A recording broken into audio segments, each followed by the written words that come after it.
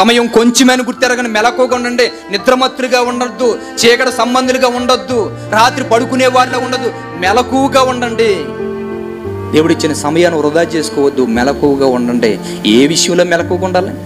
ఈ ఆధ్యాత్మిక యాత్రలో నీ వ్యక్తిగతమైనటువంటి ఈ ఆధ్యాత్మిక జీవితం పతనం అయిపోతుందా, లేదంటే మంచిగా దేవుడికి నచ్చేటట్లుగా ఉంటుందా? చెక్ చేసుకోవాలి ఈ విషయాలని. దేవుడికి ఇష్టమైనట్టుగా ఈ బ్రతుకుతున్నానో లేదో ఆలోచించుకోవాలి. మన బ్రతుకు ఏదైతే మనం అన్నట్లని మనం పక్కన పెట్టేసామో, పాత జీవితం మీద పక్కన పెట్టామో, దేవుడికి ఏది నచ్చుతాదని వెతుక్కోవడమే సిద్ధపాటు. దిద్దుబాటు ఏంటనుకున్నారో, ఏ పాపం ఉన్నదో తొలగించుకోవడం. సిద్ధపాటు అంటే దేవుడికి ఏది నచ్చుతుందో అది జరిగించడం. మన జీవితాల్లో క్రీస్తు దగ్గరకు వచ్చి బాప్తిస్మం తీసుకున్నప్పుడే మన జీవితాల్లో ఉన్నటువంటి చీకటిని తొలగించుకున్నాం, పాప బ్రతుకుని తొలగించుకున్నాం. పాత మనిషిగా బ్రతుకుతున్నాం, మనం చచ్చాం, కొత్తగా బ్రతుకుతున్నాం. మన జీవితంలో మన యందు క్రీస్తే బ్రతుకుతున్నాడు. ఇక నుంచి దేవుని సంతోషం ఏ విధంగా పెట్టాలనుకునే ఆలోచన మీద వెతుక్కోవాలి. ఇవన్నీ అట్లా ప్రయత్నాలు చేయాలి. ఉందా మన దగ్గర? ఏమని ప్రార్థన చేస్తాం? తండ్రి, నా మాటలు అదుపులో ఉండలేదు ప్రభువా, కోపం ఒక్కసారి వచ్చేస్తుంది ప్రభువా, ఎదుటోడిని ఏ మాట్లాడుతున్నానో నాకు అర్థం అవట్లేదు ప్రభువా, ఇంకా దుర్మార్గమైన కార్యాలు మానలేకపోతున్నాను ప్రభువా, ఎవరికి తెలియదు ప్రభువా, నేనే పాపం చేస్తున్నాను ప్రభువా, నన్ను క్షమించి ప్రభువా. ఈయన రోజుకి దీన్ని ఏమంటారు? దీన్ని దిద్దుబాట్లు. ఇవన్నీ సిద్ధపాట్లు ఉన్నాయా? ప్రార్థనలు ఉంటాయా? ప్రభువా, నీకు ఎలాగుంటే ఇష్టం అవుతుంది, నీకు ఎలా పాడితే ఇష్టం ఉంటుంది, నీకు ఎలా ప్రార్థన చేస్తే ఇష్టం ఉంటుంది, సంఘంలో నేను ఏ పని చేస్తే ఇష్టం ఉంటుంది, సమాజంలో నేను ఎలా బ్రతికితే ఇష్టం ఉంటుంది, ఈ అడిగే ప్రార్థనలు ఉంటాయి మన దగ్గర. అంటే మనం ఎలాగున్నాం? దిద్దుకునే వాళ్ళలాగా ఉన్నామా, సిద్ధపడే వాళ్ళ ఉన్నామా? ఎంత బాధపడతాడు దేవుడు ఈ విషయాలన్నింటిని పట్టిన. నిజంగా దిద్దుబాటు అంటే పరిస్థితులు ఎలాగుంటాయో తెలుసా? దిద్దుబాటు గురించి ఆలోచిస్తున్నప్పుడు నిజంగా నేను ఎన్నో లోతైనటువంటి సందర్భాలు, పరలోక సంబంధమైనటువంటి మాటలో ఎప్పుడైతే పరిశుద్ధాత్ముడు తెలియజేసాడో వాళ్ళ బ్రతుకులు మార్చేసుకున్నారంటే. ఒక రోజు అంటే నిజంగానో పేతురు గారు ఇలా నిలబడి ప్రసంగిస్తూ ఉంటుంటాడు.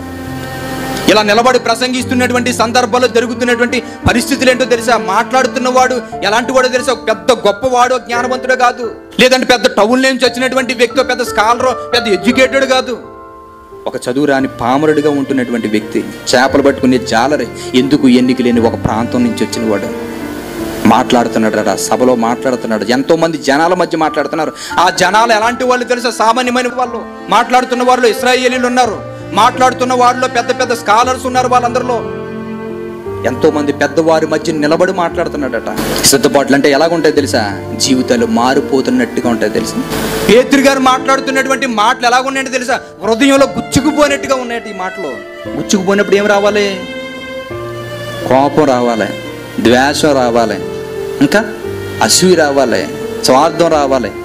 లోకంలో ఉన్న వాళ్ళు వస్తాయి ఇవి, అవునే కదా? క్రీస్తు నమ్ముకున్న బిడ్డలుగా మనకేం రావాలో తెలుసా?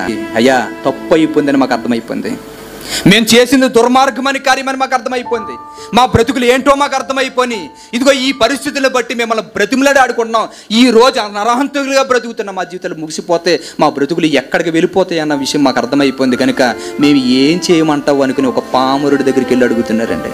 పాప బ్రతుకుతో మా జీవితం ముగిసిపోతే ఏమైపోతుంది అన్నది మాకు అర్థమైపోయింది, ఏం చేయమంటారండి అని అడిగారట. పేతురు గారి దగ్గరికి వెళ్ళి, కర్మపోస్తుల దగ్గరికి వెళ్ళి. మాటలు ఎందుకు చెబుతున్నాడో తెలుసా? దేవుని మాటలు చెబుతున్నప్పుడు మనం హృదయాల్లో గుచ్చుకుంటున్నప్పుడు మనం చేయవలసింది తెలుసా? కోపాలు రేపుకోకూడదు, ద్వేషాలు పెంచుకోకూడదు, అసూయలు పెంచుకోకూడదు. ఇప్పుడు ఇలాంటి పరిస్థితులు ఎప్పుడైతే వచ్చాయో మన ఇబ్బందులకు గురవుతూ ఉంటాం. ఎందుకు ఈ పరిస్థితులు ఎందుకు వస్తూ ఉంటుంటే తెలుసా? దేవుని మాటలు చెబుతున్నప్పుడు దేవునికి అనుకూలమైనటువంటి జీవితం మన దగ్గర లేకపోతే, దేవుడికి అనుకూలమైన జీవితాలు మన దగ్గర లేకపోతే, ప్రార్థన లేకపోతే, వాక్యం చదవడం మన దగ్గర లేకపోతే, మనం ఏం పెట్టుకుంటాం తెలుసా? దేవుడి మాటలకి ద్వేషాలు పెంచుకుంటాం, కోపాలు పెంచుకుంటాం, మనం పగల పెంచుకుంటాం, అంతర్గతంగా తెలియనటువంటి పరిస్థితి. ఇవన్నీ లోపలికి వెళ్ళి అనుకోండి, మీ హృదయంలో ఉన్న అంతరంద్రియాలు ఏం చేస్తే తెలుసా? మీకు బోధిస్తూ ఉంటుంటే.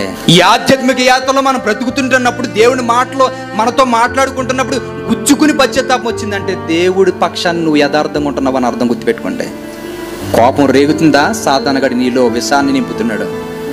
దేవుని మాటలు చెబుతుంటున్నప్పుడు, దేవుని విషయాలు చెప్తున్నప్పుడు, ఆధ్యాత్మిక జీవితం నీది సరిలేనప్పుడు సరి చేసుకోమని చెప్తున్నప్పుడు, నీ లోపాలు చెబుతున్నప్పుడు నువ్వు చేయవలసిందే తెలుసా? లోపాలు సవరించేసుకోవాలి.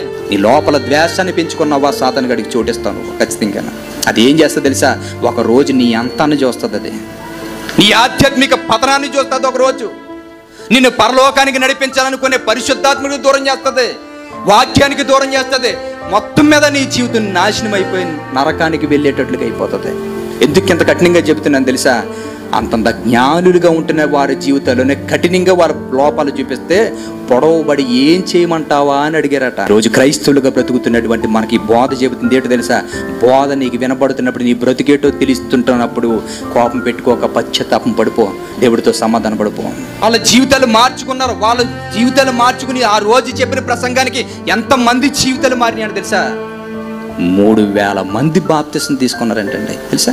మన జీవితాల్లో ఏ మార్పు రావట్లేదంటే ఎంత ప్రసంగాలు చేసినా అమనైపోయినాయి మనకి మాటలు కదా, ఈ మాటలన్నీ. ఆ రోజు 3000 మంది మారు మనసు పొందారట. ఆ రోజు నుంచి వాళ్ళ జీవితాల్లో బ్రతుకుతున్నటువంటి ఆ విధానం చూస్తూ ఉంటే నిజంగానండి, భక్తుల జీవితాల్లో ఉన్నటువంటి పరిస్థితులు చూస్తుంటే దేవునితో కనెక్ట్ అయిన వాళ్ళు, వారి జీవితాలు దిద్దుబాటు చేసుకున్న వాళ్ళు, వాళ్ళ జీవితాల్లో లోపాలు సరి చేసుకున్న వాళ్ళు, వాళ్ళ జీవితాల్లో దేవునికి దగ్గరైన వారు, వాళ్ళ బ్రతుకులు ఎలాగుండేవో తెలుసా? వాళ్ళ దేవుడి మీద పెంచుకున్న మమకారానికి మాట్లాడుతున్న మాటలు చూస్తుంటే ఈ రోజు కూడా భక్తులు అన్నవాడు బైబిల్ దగ్గర కూర్చుంటే ఫిదా అయిపోవలసిందండి ఆ మాటలకే. ఆ మాటలు మాట్లాడుతూ ఉంటుంటే నిజంగా దేవుని గురించి కసిగా బ్రతకాలనిపించాడు మాటలు మాట్లాడారు వాళ్ళు.